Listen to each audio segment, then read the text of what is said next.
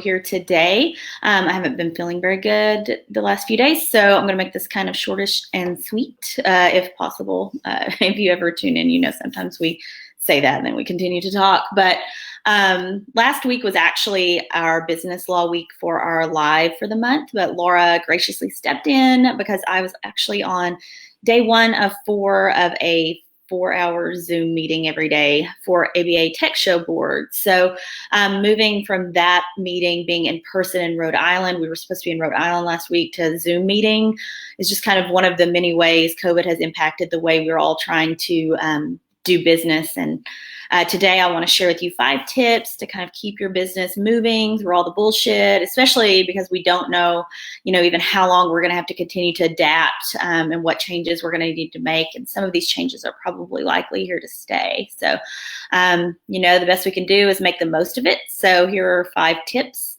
1, look at where you are actually spending your money. So there's likely places that you can actually cut back temporarily, and you may even find those expenses to be unnecessary when you take a closer look. A lot of times when things are good, we buy into things or we do things that, may or may not be, our best ROI, our best return on our investment. But, if you have time now, take a closer look and really hone down what's working, what's not working, and then be really efficient in your spending, efficient in spending your marketing dollars, efficient in how you're investing in technology, things like that, because efficiency is going to be the long-term key to sustainability.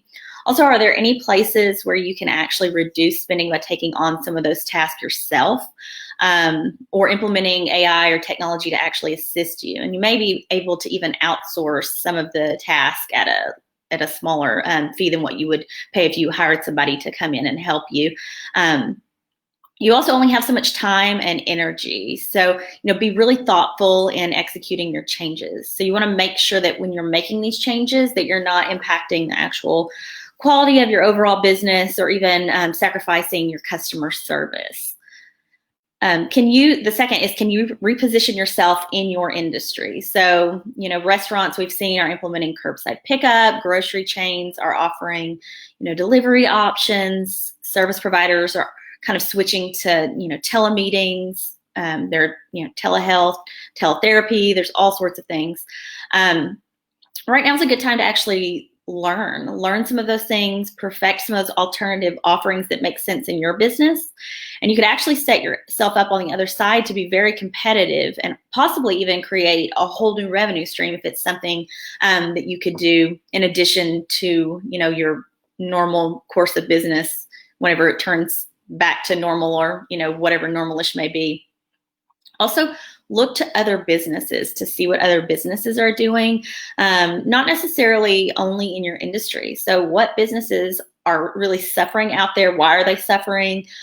Which businesses are flourishing right now? And then also figure out what you can learn from those businesses, what they can teach you, because there's endless opportunities right now to actually innovate and come out later better for it. Some of the leaps for us specifically in the legal profession have been really crazy. We've been sitting around, talking heads for years, talking about, technology and, changes in how we market, changes in how we deliver our services, partnerships even with non-lawyers, which is just not a thing. But we've seen, in our profession in the last 2 months, so many leaps forward that they are just, people are acting, people are trying to remedy some of these situations and come up with solutions. And out of that, there have been tremendous leaps. I mean, in the 10 years I've been practicing, these are some of the biggest leaps I've seen, and it's just been in this 2-month period, to things that we just sat around talking about. And now we're realizing, need to be implemented. There are things that, here at MBL, we preach a lot, but, so there are opportunities all around. We just have to look for them. Also, number 4, you're going to want to take time to actually assess your role in your business. What do you enjoy doing? What things are you passionate about? What do you absolutely hate to do? There's some things that are going to require you. What requires your involvement? Those things are things that you may not be able to delegate, that you may still have to do. But a lot of things you don't have to do. And so, for me, I always say the best yes oftentimes is a no. And so I use my no's frequently, and I use them very intentionally.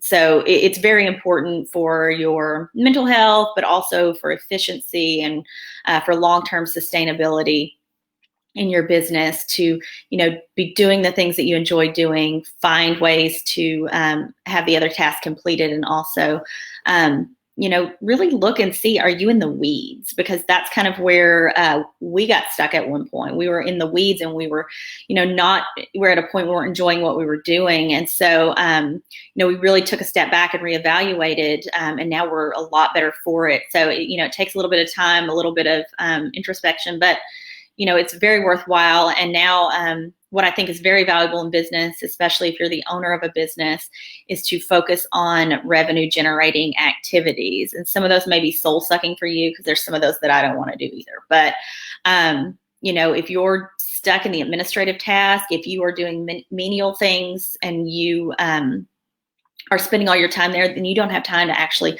focus on sales. You don't have time to focus on actually creating revenue. So, see where you can actually move to focusing you as the owner on actually doing things that are necessary, that you enjoy, and actually are going to create revenue for you. And lastly, number 5, think about your customers. I think a lot of times we make assumptions about our customers and don't necessarily seek feedback from our customers and clients, or we don't necessarily set up our processes or our services and products in a way that best suits the customers. And right now, even in the interim, we need to be trying to determine what it is and being creative in our delivery to our clients and what it is that they need. But we also have the opportunity now to think, what are they going to be expecting long term after this? What things have we offered that maybe have been successful that they would like to continue? What fears do they have about returning to your business? So you need to be thinking from the perspective of a customer whenever you're designing your business. So that design experience should be very, very heavily customer client focused. And then you really need to determine how you can actually shift your business model, or even pieces of your business to meet those customer wants and needs. So we know it's really hard right now to stay optimistic in such uncertain times, and as business owners, we're right here with you. We're in it with you.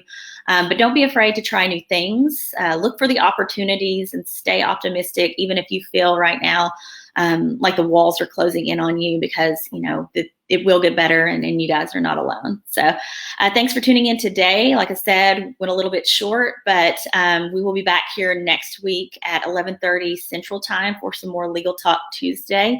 I'm not sure what we're doing. We're kind of trying to find ways to bring you the most value week to week. And so we will be here, and we hope you can join us. Thank you for joining today.